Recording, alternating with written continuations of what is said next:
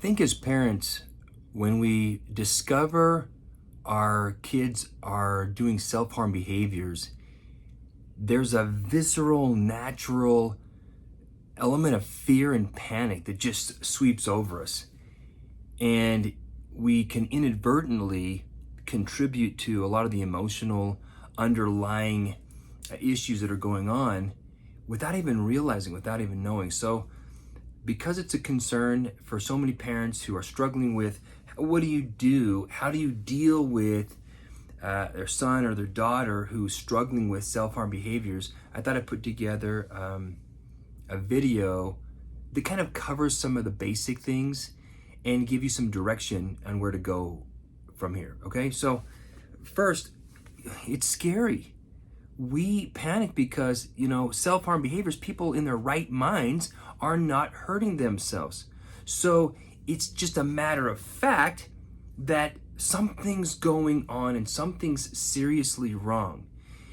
And so when it's physical and there's harm, we can overreact really easily. So we need to understand that freaking out and panicking isn't going to help. As serious as self-harm behaviors are, for the most part, they're not life-threatening. Now, I'm trying not to diminish the seriousness of it, but we do need to see that self-harm behaviors is not the same as suicidality. Suicidality is different than self-harm. Self-harm is about, it's about a variety of things. And what we're going to do is I'm going to kind of walk you through some of the reasons why someone is doing some self-harm behaviors, because instead of getting upset or worried right away, which can shut down the other person, we need to be a safe place for the other person to share what's going on, what's contributing to the self-harm behaviors. So I kind of created a list of these reasons for self-harm. Emotional regulation.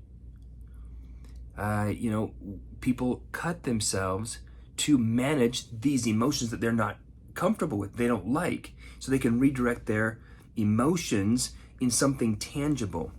Expressions of pain. Now they're able to express emotional pain by feeling the physical pain, so it becomes more real.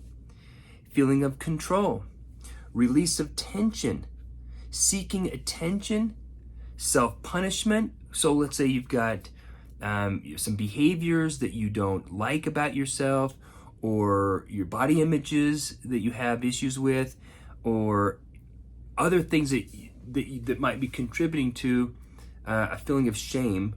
And so self-harm becomes maybe a source of like punishing yourself for those weaknesses or those behaviors. Coping with trauma.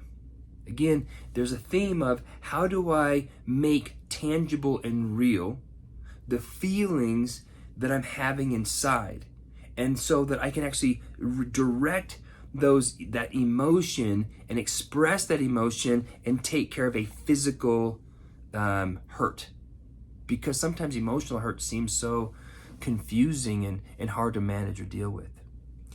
Self-numbing, body image issues, which I talked about already, and peer influence. Sometimes, if you've got, it becomes the trend. Other people are doing it, and so you don't want to feel left out. Now, some of these, you think, man, that doesn't seem very solid. We don't know all of the reasons. We don't know all the reasons why your particular son is doing self-harm behaviors. So we need to explore that. We need to find out by asking questions. So what should we do? First, which is almost impossible, stay calm. Remind yourself that self-harm behaviors are not the same as suicidality. Could that lead to suicidality? Absolutely. And self-harm behavior should be taken very seriously. But if we panic or react harshly, then we, out of our own fear and anxiety, we could be shutting down their expression of what's going on inside that's contributing to the self-harm behavior. So stay calm and non-judgmental. We want to be inquisitive and exploring with them, because they may not be able to articulate what they're thinking and feeling.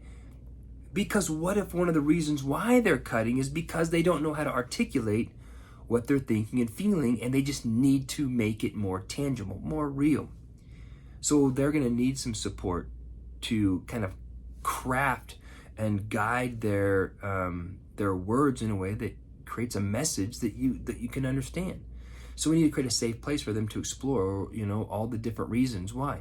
Now we can use what we understand about the different reasons of why they're cutting to kind of tease out some of the themes of why they might be doing self-harm. And kind of say, well, how does this idea fit? Or do you feel like you're doing it because maybe you've got a lot of frustration or pain inside, and you just need to see that pain? Well, what about, are there things that you're doing that make you feel bad, and so are you doing it any part to punish yourself? So you're just exploring this with them. Now, take into consideration the individual that you're working with, that you're talking to, because they may not have the stamina, the emotional ability to kind of stay engaged in the conversation that's kind of uncomfortable or difficult. Which leads me to make sure they have professional support, a therapist. Anytime someone's cutting, they need to have professional help for a variety of reasons. You need someone who's trained on being able to handle these things. Also, you need a safe place for them to explore those things. And sometimes parents are just having a hard time doing that. And you need more supportive people, not less supportive people. Choose the right time and place to discuss this.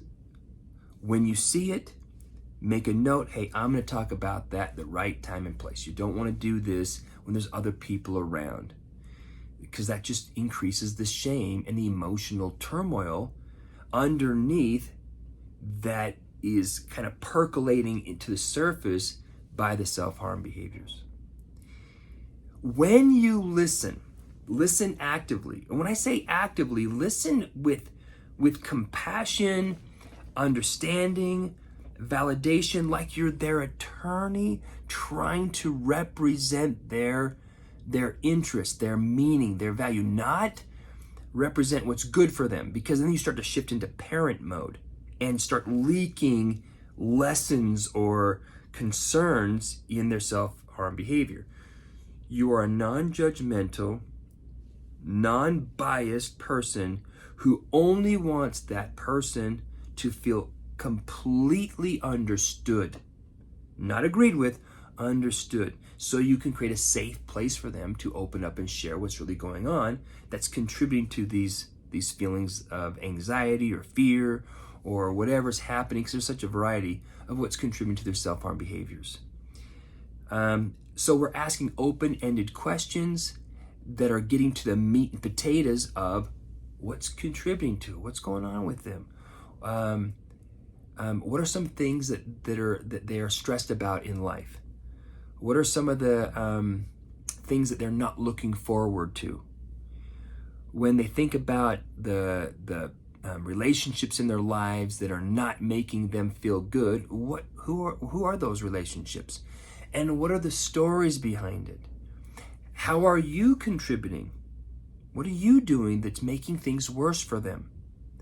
If you have some ideas, share those ideas to kind of lubricate the cogs of their brain and give them a little bit of confidence to articulate what they're thinking and feeling. Because in most cases, that's where the struggle is their inability to articulate what they're thinking and feeling and handle that and process that emotionally, so they redirect that emotional energy into physical pain that actually gives them emotional relief, because now the physical pain is tangible. Stay engaged with it in the relationship. Out of anything that I can think of, it is the quality of the relationship, the sense of closeness, understanding, validation that not only becomes the safeguard, but it becomes the therapeutic intervention itself. If we think of all the reasons why people are doing self-harm, one of the biggest factors that alleviate those issues is a sense of meaning and connection, which gives them a sense of hope, support, and encouragement to deal with the emotional issues that they're facing. So if you're in a situation where you discover that your son or even daughter is doing self-harm, stay calm, follow these steps, explore, investigate in a safe, non-judgmental way. Once you get that information, then you can redirect them to a professional or give that information to a professional so that they can help support them in learning the coping skills, the actual processing skills to work through the difficult emotions that they're having or find healthier alternatives to coping in a way that'll improve the quality of their life in the future. And the reason why we do this is because there's so many negative effects to self-harm. Now, we know what those things are, but sometimes for a teenager, they're not going to really see the long-term consequences of what they consider a short-term fix. And that is, here's some things, just physical health risk. Besides the infection, what about inadvertent suicide or permanent damage to a tendon if they get a little carried away? Continued psychological distress, because if you're doing some hurt to yourself, the doing of the hurt is self-betrayal, and that self-betrayal creates more internal conflict. Escalation is a problem because what once worked, kind of like a drug, you need more of that feeling to cope. So what little worked before, now it needs to become more severe to have the same impact. And we don't want things to escalate, and they don't want to rely on that as their coping strategy. Also, if self-harm becomes the coping, then we're probably masking or avoiding the real underlying issues that we need to explore. And if all the attention is focused on self-harm, then we're not dealing with the real issues that are underneath that are contributing to the self-harm, because self-harm in and of itself is a problem. Also, the impact on the relationship. We don't want to use self-harm as a coping strategy. Also, it deeply affects other people in the relationship. So if they have a boyfriend or girlfriend, it's impossible not to be distressed when someone that you care about is using self-harm as a way to cope or to express or to deal. So if you have a situation, I'm going to summarize this. If you discover there's some self-harm behaviors, take the time to understand them. Talk with them in a non-judgmental way. Find out what is contributing to their self-harm, and use that list of reasons why they might be doing self-harm as a way to kind of probe for information. Connect them with a trained professional who understands self-harm and why people do it, so that doesn't add greater shame or emotional damage to the person who's already using self-harm as a way to cope. It's obvious. People that are healthy don't do self-harm. And we want to help your kid develop the skills and the confidence to use those skills to cope with the stressors in their life and articulate the pain and the issues that they're going through, so that self-harm isn't effective anymore. It's just not a choice that they would make given other healthier alternatives. I hope this helps. If you have other questions about how to deal with your teenagers or consequences or parenting strategies, please reach out to me at emil@emilharker.com, and I'd be happy to address those issues.